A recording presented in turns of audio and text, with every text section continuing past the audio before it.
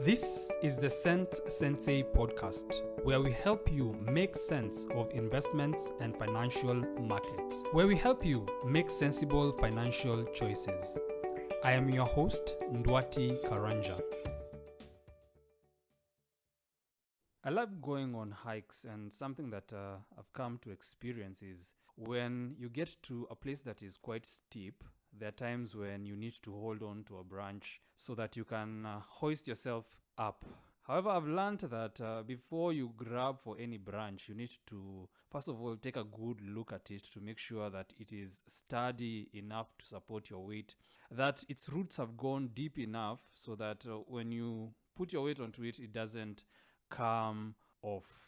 We often need help when we are making financial decisions. For example, when we want to buy a financial product, we usually reach out to people for help on making those decisions. But the same way as that branch, we need to be sure that that person is able to give us the help that we can get. And getting inappropriate advice when we are looking for financial direction can be very costly. It can cost us years, it can cost us months, and it can also cost us money when we make the wrong decision. Therefore, in this episode, I would like to talk about a mindset that we need to have when we are looking for advice or when you're taking advice from someone. We need to remember that not everybody who is selling us a financial product with passion is on our side, and we need to be very careful when we are listening to them. First of all, I'm going to talk about the assumptions that we usually have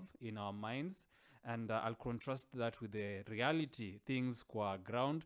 And the second thing we're going to talk about is why things are different between our assumptions and the reality. And that is because of conflict of interest. And finally, I'll just wrap up by emphasizing how important character is to investments. What are our assumptions when we are looking for financial advice? We tend to assume the people who are selling us financial products have a fiduciary duty. And what does this mean? When we are buying a financial product, we usually expect those people who are selling them to us to have our very best interest. We expect that they won't take advantage of us. A couple of years back, I had gone to a dentist for several root canals, and once the root canal is done, a root canal is when your tooth is not removed. However, the doctor drills into it and kills the tooth so that it doesn't hurt anymore. So anyway, after the root canal is done, the doctor needed to put crowns onto the teeth to make them look good and to make the root canal, I think, last longer. I had a root canal in the front teeth and also in a back teeth. The dentist, what he did was that he first of all recommended that for my front teeth, I get a more expensive crown because as I age, that crown wouldn't look bad. However, he recommended that I didn't need an expensive crown for the back tooth because nobody would see it, and a less expensive one would still do a great job. He did not take advantage of my ignorance about crowns and recommend expensive ones for both the front and the back. And that is the same thing that we expect from financial professionals who are selling us products. We expect them not to take advantage of our ignorance about the financial world, our ignorance about the underlying investments, and we expect them to give us advice that is in our very best interest. However, the reality is different from that. In reality, what some of the professionals will do is recommend options that are just suitable for our needs. And what do I mean by this? Let me use the example. If you are traveling from Nairobi to Nyeri and you like advice on the route you would take, there are two routes you can take. You can go through Moranga and get to Nyeri, and then there's this other route that goes through, I think, Sagana. It goes past that junction that goes to Embu, and then you head to Nyeri. However, if you're asking for that advice, both of those routes are suitable. However, depending on the kind of car you have, if you have an unreliable car, then the Moranga route will probably not be the best one.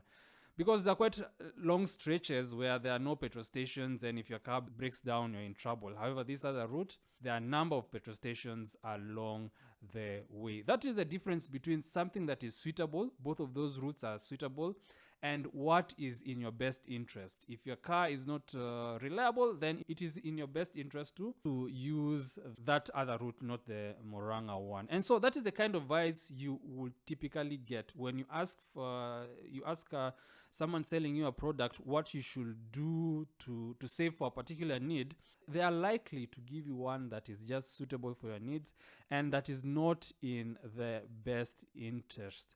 And however, that the difference between what is just good enough and what is in your best interest can be quite large. And why would they do this? Give you something that is just suitable and something that is not in your best interest.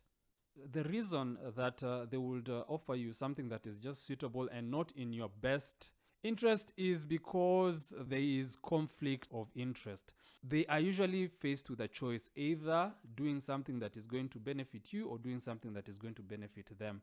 And when most of us are faced with that kind of choice, we tend to choose doing something that is in our best interest. And the reason someone selling you a financial product will do something that is in their best interest is because of the commissions that are involved when selling that product. The person who is selling it to you is likely earning a commission out of that sale. And therefore, when they have different options that they can recommend to you, they are going to recommend the one that earns them the higher interest. I think you've experienced it even away from buying a financial product. Just think about a pyramid scheme.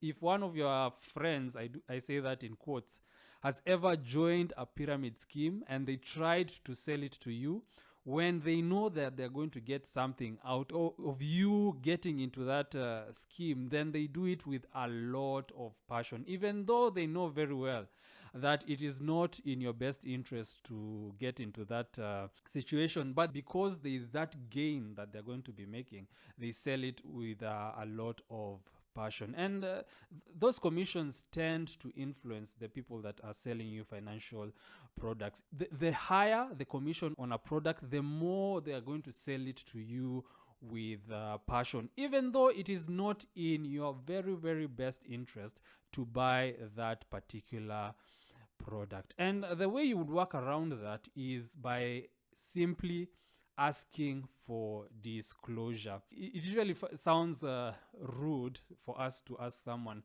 how much they are making. However, when someone is selling you financial products, I think it is in your best interest to ask them specifically, how much commission are you going to be getting from this product or from that product? In that way, you will understand why they are pushing a particular product. And let me give you an example. If you're going to look for a way to save for your pension, there are two ways that you can go about it. There is the pension account that is usually regulated by the Retirement Benefit Authority. And also there are other long-term investments, for example, insurance-linked investment. However, because that pension account would earn the salesperson a commission of, let's say, 3% from the deposit that you make. And for the commission for that insurance-linked product, they would make about the full amount that you're going to deposit for the first time. For example, if you're going to be depositing 10,000 shillings per month, they get that 10,000 shillings. They are likely to go for that one where they get the 10,000 shillings rather than go for this other one.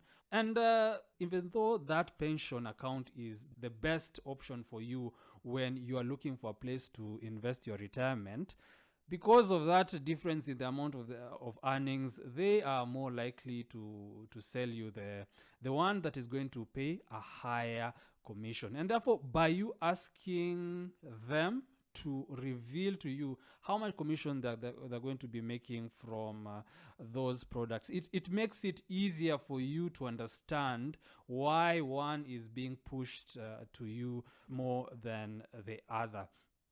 Ethics matter in investment, and when you're thinking about getting into any kind of investment or kind of financial deal with someone or a business, remember that character matters more than skills.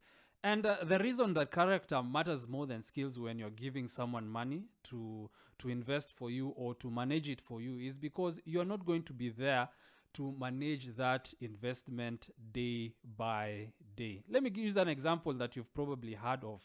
Think of people who are in the diaspora, or someone who is in the United States, and they would like to build flats in Kenya. They are based in the States, and so they have people in Kenya who they would like to send money to, and that person in Kenya is going to build the flat for them. If you've heard these stories, it is very likely that the way that story ended was that that person who is in the US came to Kenya and found that either that flat was never built, they were being sent photos that were fake, or what was built was not what they would expect. The kind of information that they were getting was not correct. And that is how it works when you are giving someone money in an investment. You are not going to be there day by day to monitor that investment. And therefore, you're going to be very dependent on them giving you a clear picture on how things are on the ground. If you have someone who does not have the character that is going to allow them to be honest with you at all times and give you correct information, then it is very likely that regardless of the kind of skills that they have, you are going to likely lose your money. And then something else that makes character very important when it comes to investments is that things sometimes can go wrong, and they often go wrong. It reminds me of that story from the Bible of Solomon and those two ladies who both had kids. They were sleeping in the same room. One of them, at night, the kid of one died, and then she woke up and then switched the dead baby with that of the living baby. When things go wrong and the person does not have good character, they are likely to leave you on the losing end. They are going to make sure that their interests are covered and you are going to be left holding the empty bag. And that is why it is very important for you to monitor the character of the people that you're dealing with when it comes to investments and finances. First of all, they are the ones who are going to be monitoring your investment. They're the ones who are going to be on the ground. And therefore, a person who is honest is likely to give you a better picture. And on the other hand, if things go wrong, it is important that both of you share in the losses. And if someone has good character, you're both going to share the losses. If they are shady characters, they are going to leave you with the bulk of the losses, and they are going to go out pretty much scot-free. And therefore, that brings me to the end of this episode. So what did we talk about? First of all, our expectations when we are receiving financial advice or when we are buying a financial products. We always expect the very best recommendations from the person that we are dealing with. However, that is not usually the case. They're likely to give us an option that is just good enough, and often the difference between the best and good enough is very large. And the reason for that is because of conflict of interest that may come from commissions that they are making, or any other kind of benefits that they are making from you buying that specific products. And therefore, you need to ask for disclosure when you are dealing with someone. When someone gives you different options and they're emphasizing one, you need to ask for disclosure, and pretty often you're going to be able to realize what is going on. And finally, it's not just that disclosure, but always keep that in mind. Think about the people who are going to be managing your money. Think about the people who are behind the company that you're going to be investing in. If they do not have a good character, they are likely to not give you a clear picture of what is going on the ground. And when things go wrong, you are the one who is going to be left holding the empty bag, and they are going to come out scot-free. Warren Buffett, the legendary investor, says that he never does business with someone who he cannot trust enough to make an agreement by just shaking hands. Of course, we are going to sign agreements when we are buying investments and stuff like that. But we can also make character and the motives of the people that we are investing with a factor when deciding what to do. That way, when you put your trust on them, the way that I trust a branch during a hike to hold my weight, you are not going to be disappointed. This has been the Sensei Podcast. We release new episodes on Wednesdays and Fridays. Please subscribe and leave a comment on your favorite podcast provider. I am Ndwati Karanja. Until next time.